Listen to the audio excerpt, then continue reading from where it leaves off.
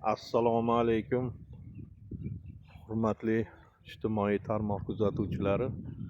Biz hozir Jizzax viloyati Paxtakor tumani Samarqand mahalla fuqarolar yig'inidamiz. Aynan shu joydan bir murojaat tushdi. Mana bu do'konni ko'rib turibsizlar. Necha yildan beri bir tashlandiq holga kelgan do'kon ekan. Lekin mana shu do'konni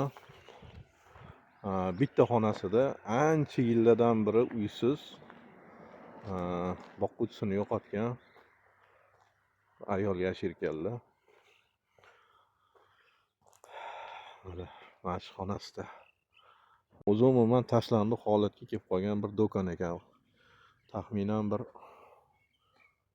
bilmayman, bir necha yildan beri ishlamayotgan do'kon ekan. Lekin mana shu do'konda hozir kiramiz.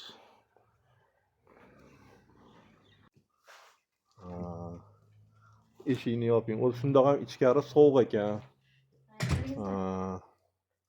Gaz yo'q. Svet ham past ekan. Bitta xona, mana kattagon xonada o'tirishar ekan. Bitta farzandingiz bilan-da, to'g'rimi?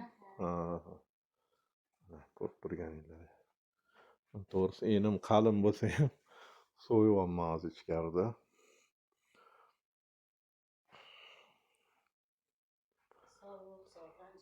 Necha yildan beri turibman dedingiz? 2 yildan beri. 2 yil bo'ldi. 2 yil. Tuman hokimligi tomonidan biron bir ariza berib, biron bir murojaat qilganmisiz? Murojaat qilganmiz. 2019-yil 17-18-yillarda bir mana bu nima deydi, 2 sotixli uy beruvdi. Keyin yana o'zlari berib, montaj qilib, sertifikatlar berib bo'lgandan keyin boyagi uyni o'zlari olib qo'yish uchun keldi Dilbar opa degan ayol bor, hokimiyat ishlarida. Hozir ham ishlaydimi? Yo'q, hozir bo'shab ketdi. O'sha kishi kelib uyda akt qilamiz, uydan chiqinglar, sizlar kafillaring yo'q deb, kafil yo'qligini bilib turib o'zlari beruvdi. Bu yerda shundayda, monitoringdan o'tdingizmi, keyin bo'ldi, buyog'i yo borli yo yo'g'ini qilib tashlaydi-da. Sizga berishgan o'sha, uy bergan. Uyni berdi. Keyin boyagi Dommidi? yo'q, ana Kottej, 2 sotixli. O'sha 2 sotixli kottejchalardan beryapti-da. Berib bo'lgandan keyin montaj qilib, sertifikatlarni berib, turmush o'rtog'ingiz o'lgani uchun deyapti-da. Keyin yana o'zlari olib qo'yyapti-da uyni. Nima deydi? Kafilingiz yo'q deydi, unday deydi, bunday deydi, olib qo'ydi-da. Keyin akt qilamiz dedi. Akt so'zini ham bilmaymiz o'sha paytlari. Bo'pti deb chiqib ketdik. Keyin ko'rsangiz endi hokim bor, bizni biladi. Mana shu turishda yashashimizni ham hammasi. Hozirgi hokim. Keyin bunday bo'ldi, men yer oldim-da. Yer oldim, boyagi men endi boyagi uydan chiqargandan keyin boya akt qilamiz, kafiling yo'q degandan keyin uydan chiqyapmiz-da. Keyin boyagi bir To'lakova Muborak degan ayoldan yer sotib olyapmiz. U yer kichik sanoat zonasiniki bo'lib chiqyapti-da. Keyin firibgar ayol bo'lib chiqyapti-da. Boya bizni pullarimizni olib, tillalarimizni olib, 82 million pul olgandan keyin yer ham yo'q bo'lib ketyapti. Endi qayerga yo'q bo'lyapti, nima bo'lyapti, o'zim ham tushunganim yo'q. Bir yer uy olsak, davlat o'zi berib, mana hokimiyat olib qo'yyapti. Montaj bo'lgandan keyin bu yoqqa kelyapmiz. Yer olsak, kichik sanoat zonasi bo'lib chiqyapti-da. Shu paytgacha To'lakova Muborakdan olmagan-da. Mana hozir turgan joyimiz ham To'lakova Muborakniki, lekin olmagan. Bu yerda ham 10 yildan beri musulxona bo'lib yotuvdi. Bu demak, do'kon ishlamayotganiga 10 yildan beri shu. 10 yil bo'lgan pashti, 10 yil bo'lgan. Keyin o'shandan beri bu do'kon ishlamaydi. Musulxona bo'lib, hamma tomoni vayron chiqib yotgan ekan. Keyin boyagi To'lakova Muborak meni aldagan uchun ichki ishlarga yozdim, prokuraturaga yozdim o'zimizda. Keyin hokimni juma kunlari qabuliga bordim. Asilbek degan hokimimiz bor edi, bir yosh yigit. Keyin o'sha kishiga bordim. Prokuratura hech qanday jinoyat alomati yo'q deb Otabekga yopdi. U ayolni endi bilmayman, tarafini olgan kishi bo'lib yopyapti-da. U ayol o'rganib qolgan ekan. Bunaqa ishlar qilaverib, odamlarni aldayverib o'rganib qolgan ekan. Keyin biz ham xuddi shunday qildi. Keyin qarasam 2 yil na pulni ola olyapmiz, na yerni olyapmiz. Yer ham yo'q, pul ham yo'q-da. Lekin ichki ishlar ham qiziqqani yo'q, chapak chalib o'tirdi. Hammasi biladi, hammasini xabari bor. Ariza qilgansiz. Ariza qilganman, murojaat qilganman, prezident virtual xonasiga yozyapman. Virtual xonadan bu yoqqa kelyapti-da, bu yoqqa kelib yopilib ketyapti. Har doim shunday bo'lyapti-da. Keyin men o'zim qiziqib, kuzatib o'tiribman. Prokuraturaga yozsam ham shunday bo'lyapti, 83.2. Keyin oxiri bloger olishga majbur bo'ldim. Bloger oldim. Keyin bloger jurnalist oldim Toshkentdan, bloger oldim Do'stlikdan. Ikkalasini chaqirganimdan keyin hech qanday 83.2 bo'lishi mumkin emas ekanda. Blogerlarni aqli yetgan narsaga nahotki o'zimizni Paxtakor tumani prokurorini aqli yetmagan. Yetadi. Men ustimdan naroshna kulib xursand bo'lib o'tirdi-da. 2 yil pulimni ola olmasam ham bir og'iz Rajabi nima qildi? Bir pulini ola oldimi?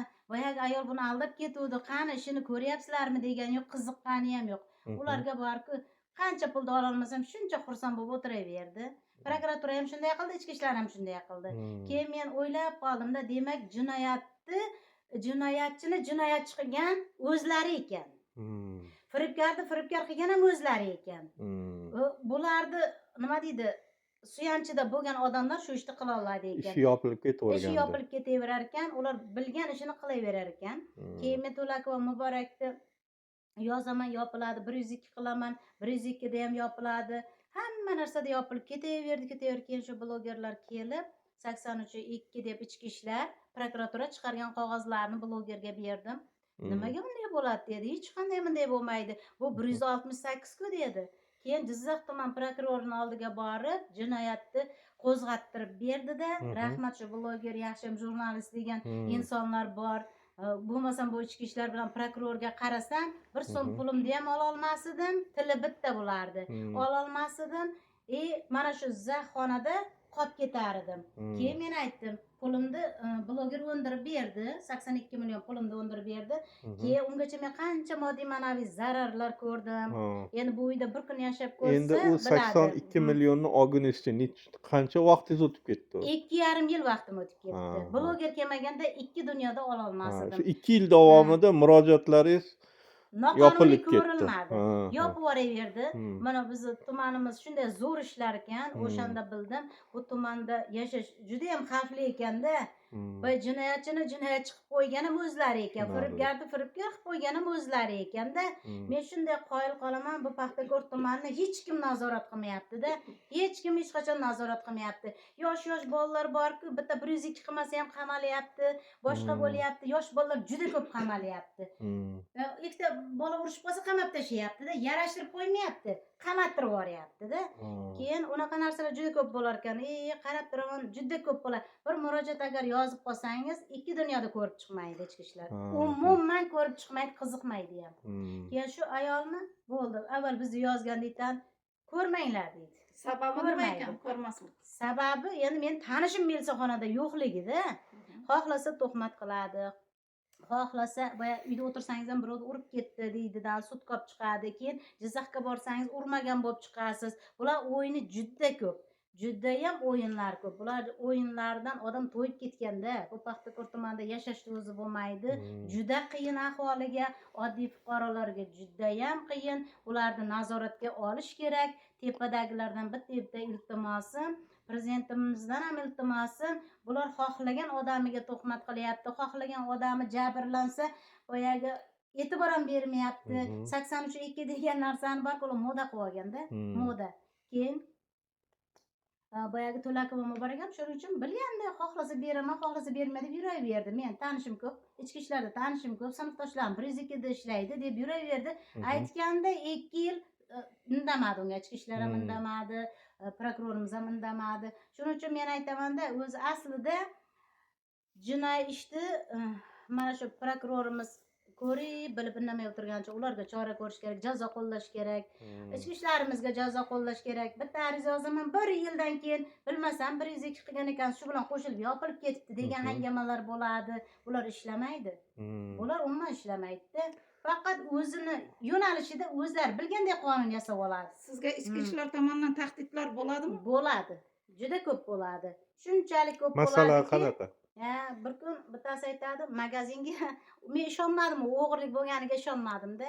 Bir kun magazinga telefon Ekva bozor bor. Ekva bozorda telefon sotadigan bir joy bor. O'tgan safar ham ko'p bolalar sudlanib qoldi, magazinga o'g'ri tushibdi deb. Magazinchilar menga kelishib oladimi, bilmayman qanday. Bugun ham ertaga ham tushishi mumkin. Hech qachon ishonmayman, shaxsan men ishonmayman. Keyin qo'li bilan urib, oynani urib sindirib, yosh bola o'g'irlikka kiryapti-da, telefon o'g'irlayapti-da. Keyin chiqib ketyapti. 4 oy o'tgandan keyin Yusupov Uyg'un degan bola bor. Endi o'sha bola kelyapti-da, Dilopa, yaxshimisiz? Ha, yaxshi. Kiring uka, kiring, tinchlikmi? O'tiring dedim. Endi avval uchastkovoyim bo'lgan dedim, o'tiring desam, o'g'lingiz, mana o'g'lingiz deb turib, boya qo'l telefonida syomkasini ko'rsatyapti. Syomkada qaymoq svet shim kiygan bola, og'ziga ko'k maska, grippda taqamizku, shunaqa maska taqilgan bo'layapti. Kapshonkali kiygan bo'layapti. Sviter kiygan bo'layapti-da. Keyin rosa kulgili. Qanday qalin oynani qo'li bilan yosh bola urib sindirgan deysiz-da. U sinish mumkin emas. Kamera yo'qmi bozorda? Qorovul yo'qmi? Ichki ishlar nima qilyapti? Shuncha qo'li bilan urib sindirib o'g'irlik qilyapti-da. Kamera nima uchun ishlamayapti? Kamera ishlaganda ichki ishlar borish kerakmidi? Qorovul nima qilyapti? Keyin tuhmat qilib keldi, keyin men uni haqorat qildim. Haqorat bilan meni sudga olib chiqyapti-da. Nima deb haqorat qildingiz? Haqorat qildim lekin. Haqorat qildim. Chunki u haqoratga loyiq ish qildi. Avval ham qilgan, xonaga pichoq qo'yib ham chaqirgan. Tushunishim bo'yicha sizni o'g'lingizdan gumonlanganmi? Yo'q, bunday qilyapti, tuhmat qilyapti.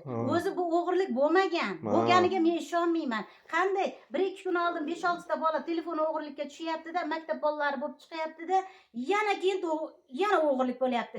Ular nega ishlamaganini ko'rsatib beryaptimi shunda? Bu o'g'irliklar bo'lmagan. Hech qachon men ishonmayman. Keyin men bozorda uchastkovoyiga telefon qildim. Dostonjon uka, yaxshimisiz? Sog'ligingiz yaxshimi dedim. Ha, opa yaxshimisiz dedi. Keyin bu dedim 24-yil bo'lyapti bu voqea. 24-yil fevral oyida bo'lyapti. Ukajon dedim, bozorga dedim, telefon o'g'risi tushibdi deb eshitdim. Shu gap rostmi dedim. Ha, opa, bo'lgan dedi. Nechinchi kuni bo'lyapti dedim. 1-2 fevral kunlari bo'lyapti dedi. Keyin qachon o'g'ri topildimi yo topilmadimi dedim. Topildi, 10 kunda topildi deyapti-da. O'zlari bildirib qo'yapti. 10 kunda topilyapti, lekin Yusupov Uyg'un 4 oydan kelib o'g'limga 4 oy o'tib ketyapti o'rtada, o'g'limga kelib tuhmat qilyapti-da, tan olmayapti. Borganim yo'q, ko'rganim yo'q. Unda men qanday qo'l telefonidan boyagi videoni ko'rganman. Hech kim ikkinchi tomonni so'ramayapti-da. Meni haqorat qilibsiz deb, mana bir qo'lda haqorat qilsa prokuratura jarima, mana deb turib meni yozyapti-da. Sudlanish kerak deyapti-da.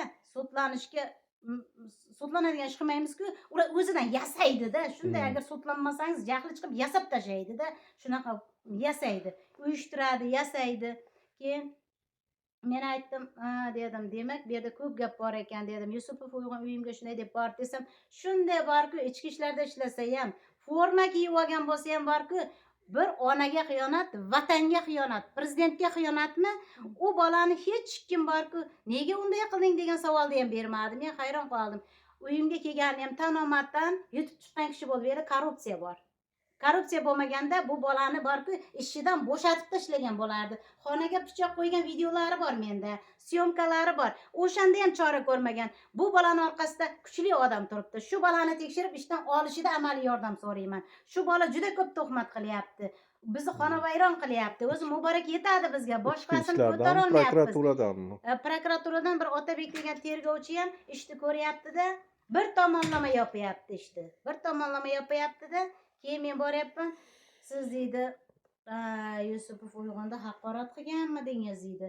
Haqoratga loyiqda dedim. Ikkinchi tomonni ko'rmaysizmi desam, endi bormagan ekan-ku deyapti-da. Kulib o'tiribdi, xonasiga kirsam, sigaret sasib ketgan, yo'talib o'pkamgacha o'tib ketdi o'zi ham. Shunchalik ko'p sigaret chekadi, xona borku, tutun bo'lib ketganda.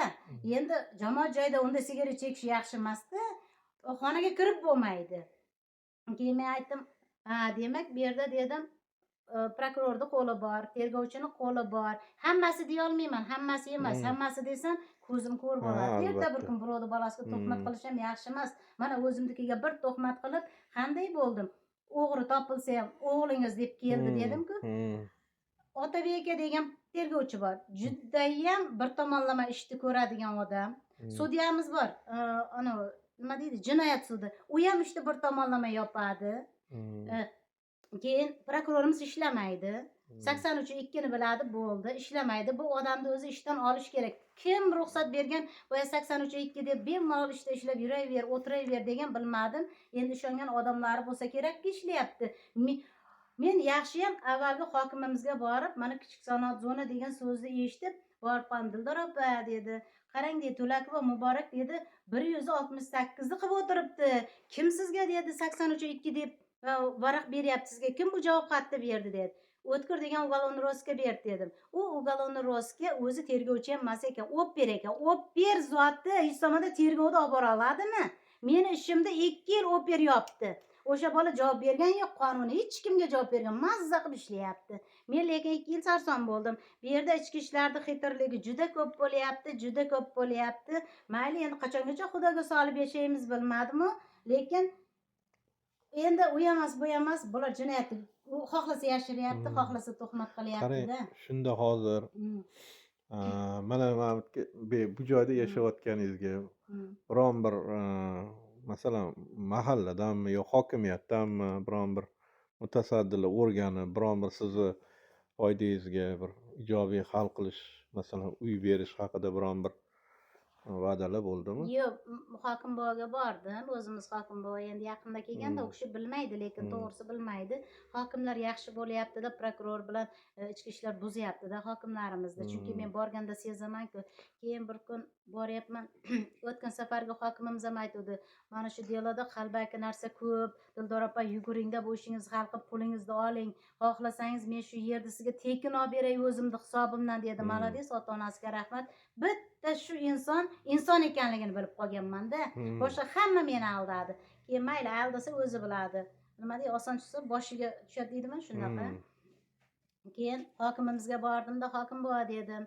To'lakova Muborakka aldanib dedim, pulimni mana dedim 2,5 yil deganda oldim, pulim qiymatini yo'qotgan bir dedim. Ikkinchidan dedim, moddiy ma'naviy zarar ko'rganman dedim. O'shalar bo'yicha dedim, hech qanday chora ko'rmayapti hech kim dedim. Keyin bir payt hokim buva aytadi, qanday yordam bor dedim. O'g'lingizni to'yini qilib berganman dedi. Keyin dedi, uy berganman dedi. Keyin men aytdim, hokim buva dedim, ha dedi. Sizni dedim, yaqinda keldingiz dedim, men yaqinda tanidim, mifga noto'g'ri o'tib ketgan pulimni olib berdingiz, rahmat dedim. Lekin dedim, o'g'limni to'yini qilgan paytingiz men qayerda bo'lganman dedim. Qilmagan. Daftarga qarab gapiryapti-da, endi to'g'ri, yangi kelgan daftarga qarab gapiryapti. Kimlardir yolg'on, kimlardir yozgan bo'lsa, yozgan, o'shani bu kishi endi bilmaydi-ku, hamma fuqaroni tanimaydi, yangi kelgan, u kishidan ko'rmayapman. Yozgan insonlar borki, nomard ekan. Men o'g'lim to'yini qilganmiz, men qayerda bo'lganman? Men onasiman-ku, bitta o'g'lim bor. Qanday men uni ko'rmaganman to'yini? U ham mayli, unda yolg'onligini ko'rdingiz, mana isboti. Keyin uy berganman dedi. Hokim buva, uy bergan bo'lsangiz dedim, prezidentimiz beryapti dedim, bu yoqdan hokimiyatdan dedim, Shanazarova dedim, Dilbar opa boryapti-da, uyda akt qilaman, chiq deb dedim, janjal qilib, men yozuvchi qilib dedim, oxiri sizlarga kelib yopilaverib chiqib ketganman dedim. Keyin lekin to'g'ri dedim, boya bosh to'lovni davlat menga o'tkazgandan keyin men o'shani olib chiqqanman-da, kvartira, gaz, svet, suvlar to'lab dedim, kasal bo'lib qoldim sizlar bu o'yinlaringdan, kasal bo'lganda davolandim, shunaqalar bilan bu pul tugadi, endi nima qilamiz dedim. Lekin dedim, hammaga kafil topdilaring dedim, bitta menga kafil topmadilaring dedim, chunki men dedim uy deb yozgandim-da, shuning uchun shunday qildilaring dedim. Keyin endi bilmayman, bloger olgandan keyin blogerimizga aytibdiki, bo'ldi, uy qurib beramiz debdi. Endi men blogerimizning nimasidan eshitdim, bo'ldi Dildora, endi yozmay chizmay tur, hokim buva bilan gaplashdim, senga dedi uy qurib beramiz, o'zim qarashaman, o'zim yordam beraman dedi. Shavkat aka juda yaxshi odamda. Keyin ha bo'pti dedim. Keyin hokim buvaga mana yerga kelib turib, hokim buva mana qarang, bular sovuqda qolib ketgan dedi. Men kvartiraga nimaga chiqishim kerak? Bu yer moddiy ma'naviy zararim to'lamasa qayerga chiqaman? Chiqmayman, chiqsam to'lamaydi u ayol. U ayol borki, shunday ayol, oho, tanishlarim ilsa bo'ladi. Hech qachon keyin to'lamaydi. O'zi bloger olib kelmaganda pulni ham bermas edi. O'shaning uchun men bu uydan chiqmayman. Sovuq bo'ladimi, issiq bo'ladimi, bu uydan hayotda chiqmayman. Keyin nima deydi? moddiy ma'naviy zararimni qachon to'lasa shunda chiqaman dedim. Endi bilmadim nima bo'ladi, nima qo'yadi, hali oxirini bilmayman. Mana shunday voqealar. Bizda prokuror ishlamaydi, ichki ishlar ishlamaydi. Tuhmat desa birinchi o'rinda yugurib keladi. Hozir yangi hokim bilan biron marta qabullariga kirdingizmi? Qabulga kirganda shu daftarga yozilgan narsalarni menga aytib berib, o'zlari lekin uyalib qoldi. Men aytdim, "Живой odamman" dedim, "Hokim bova" dedim. "Hozir siz uy berdim deyapsiz. Uyni bergan to'g'ri. Keyin akt qilaman degandan keyin men chiqib ketganman, ko'chada qoldirgansizlar" dedim. "Siz bilmaysiz, to'g'ri daftarda aytyapsiz. Balkim to'g'ridir" dedim. "Shu kimdir yozgansiz, o'qib beryapsiz" dedim. Tushunarli. U hokimni endi misol tushunib o'tirdim. Keyin o'g'lingizga to'y qilib berganman deganda men qayerda bo'lganimni aytib bering dedim. "O'g'lim to'yiga nahotki men aytmagansizlar" dedim. "Qayerda bo'lgan to'yi" dedim. Bu juda sharmandali gapda. Keyin shunday o'zim uyalib ketdim-da. Chunki bu hokimda ayb emas, bu daftarga yozganlarda aybi. Keyin men aytdim, ichki ishlardan ana ichki ishlar boshlig'i o'tirgan ekan, nachalik milsamiz. Men aytdim, "Hokim bova" dedim. "Men birovdan qo'rqib yashamayman. Men faqat Xudodan qo'rqaman. Bironta insondan qo'rqmayman. Chunki men jinoyatchi emasman, firibgar emasman, birovni aldab pulini olmayman." Keyin aytdim, "Hokim bova" dedim, "Ma" dedim. "Siz daftarga bugundan keyin qaramang" dedim. "Mana живой meni chaqiring, men sizga aytib beray, nima kerak" dedim. "Men to'g'rimda ma'lumot kerakmi? Siz meni chaqiring. Mana ichki ishlarni boshlig'i o'tiribdi" dedim. Bu inson" dedim, "delo qilib borgan prokuraturaga" dedim, "meni ustimdan" dedim. "O'qib" dedim. "Mana Jizzax viloyatining prokurorlari" dedim, "yigitlari" dedim, "Pom prokurorlar, tergovchilar" dedim. "Rosa kuldi" dedim. "Dilo opa, siz ustingizdan qarang qanaqa daftar olib kelibdi. Biz rosa kuldik. Bu nimasi? Borib ayting, unaqa qilmasin" dedi. Kulgili emasmi? Uyat ham yaxshi narsa. Bunday olganda borku, hozir bitta murojaatim bor, ataylab qarab yuribman. 1,5 yil bo'ldi unga ham. Uni ham ko'rib chiqqani yo'q. Bir mashinaga ayol uzugimni so'raganda, "Qizim ko'zini davolatib olay" degan, "Bo'pti" deganman. Keyin murojaat qilganman ichki ishlarga. 1,5 yil bo'ldi. Men qarab o'tiribman. Qani, buni ham oxir yopda ishlaydimi, nima bo'ladi? Ochilganmi? Ish ochilgan. U kelib 25-yil yanvarda men ariza yozyapman. Fevral oyida u ayol "To'layman" deb yozyapti-da, lekin natija yo'q. Hech kim qiziqqani ham yo'q. Bular shunday qiladi. Bular xuddi shunday qiladi. Keyin mana yerga kelib turib, xo'p boshlig'i Suroj mana yerda o'tirdi-da, "Dildor opa" dedi, "Ha" dedim. "Siz" dedi, "Yusupov uyg'undan ko'rmang. Buni Otabek aka bilan" dedi, "sudya qilyapti. Sizni" dedi, "delongiz bo'yicha" dedi, "shu qilyapti. Uyg'un emas" deyapti-da, o'zlarini oqlab sudya bilan ana Otabek aka degan nima pom prokuror dedim, tergovchi dedim, "O'sha qildi" dedi. Keyin men aytdim, "Men ko'ramasman" dedim, "Uyg'undan boshqa qilmaydi" dedim. "Boring" dedi, "chislosini ko'ring, qaysi chislo ariza yozilgan" dedi, "qaysi kuni Uyg'un ketgan" dedi. O'zimiz uchastkovoyga telefon qildi. "Azamat" dedi, "Ha" dedi. "Yaxshimisan" dedi. "Ha, boshliq yaxshimisiz" dedi. "Bu" dedi, "apani" dedi, u kishi Jizzaxlikda, "apani" dedi, "anosini delosini" dedi, "norozi bo'lyapti. Yusupov Uyg'un qilgan" deyapti. U Yusupov Uyg'un dedi, o'qishga ketganiga qancha payt bo'ldi? 40 kunlar bo'ldi deyapti. 40 kunlar bo'ldi deyapti. Bu tushunarli. Demak, hozir tuman hokimi bilan bir ko'rishishga harakat qilamiz. Xudo xolasa ijobiy natijaga erishamiz degan umiddaman. Yana biron bir arizalaringiz bo'lsa, mana yozib bersangiz, biz respublikaga albatta chiqarib murojaatingizni yo'llaymiz. Menga o'xshagan inson mingta bo'lsa kerak Paxtakorda. Mayli, rahmat. Mayli, charchamaysiz. Xo'p, rahmat. Hokim bova, izoh boring. Yig'ilishga ketishyapman-da. Natija bormi? Natija bo'ladimi? Natija bo'ladimi, hurmatli hokim bova? Hozir chiqaradigan natija yo'qmi bilan murojaatida? Yo'q. Ranopaga uchrashtiring, ko'rsatib vaqtsin. Hozir yig'ilishga ketyapman. Qonun doirasida hammasi bo'ladi. Murojaatchimiz bilan afsuski bugun juma kuni seleksiya bo'lgani sabab hokim bilan uchrashish 5 soatga cho'zildi va nihoyat 5 soatdan so'ng hozir hokim ismlari Husan aka, hokim, Paxtakor tuman hokimi bilan ko'rishdik. Afsuski vaqtlari yo'qligi, yana yig'ilishlari borligini aytdilar. Murojaatchimizni ochig'i eshitmadilar.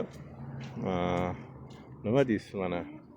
Mana Paxtakor tumanida shunday narsalar bo'ladi. Jizzax viloyati Paxtakor tumani ko'rsangiz hozir o'zingiz guvoh bo'ldingiz. Mana Toshkentdan kelib guvoh bo'ldingiz. Hokim buvani 5 soat kutdilaringiz. Sizlarni hurmatlaringiz qilib, kerak bo'lsa 10 minut vaqtini ham ajratmayman deb ketdi. To'g'rimi? Mana endi fuqarolarni bilavering shundan. Qanday qiynalayotganini shundan bilsangiz ham bo'ladi. Даже 10 minut ajratmayapti sizlar uchun. Qayerdan keldingiz ham demadi, kimsiz ham demadi. Tushunarli. Faqat yomonlab ketishni biladi lekin yomonlab ketdi hozir ham ko'rdingiz. Qaysidir ma'noda bir ikkita savollarga afsuski kamerani yoqishga ulgurmadik. Bir ikkita sizga ularga berilgan savolga qaysidir ma'noda sizni ayblagandek bo'lib javob berib ketdilar. Uy beruvdim dedilar. Tarixlarini bilmaysizlar, uy berganmiz degandek qildilar. Endi bu bir o'tirib gaplashadigan gapingizni afsuski yig'ilishim bor deb ketib qoldilar. Постоянно yig'ilish bo'ladi o'zi. Fuqarolar uchun vaqt ham ajratish kerak. Sizlar uchun 10 minut ajratmagan, biz uchun ajratadimi? Tushunarli, tushunarli. Mana hozir prokurorimiz ham turibdi mana ko'ryapsiz ko'chada. Nima gap ham degani yo'q. Boshqa ham degani yo'q. Bu videoni ijtimoiy tarmoqqa chiqaramiz. Rozimisiz? Ha, rozimiz. Bo'ldi, rahmat sizga kattakon.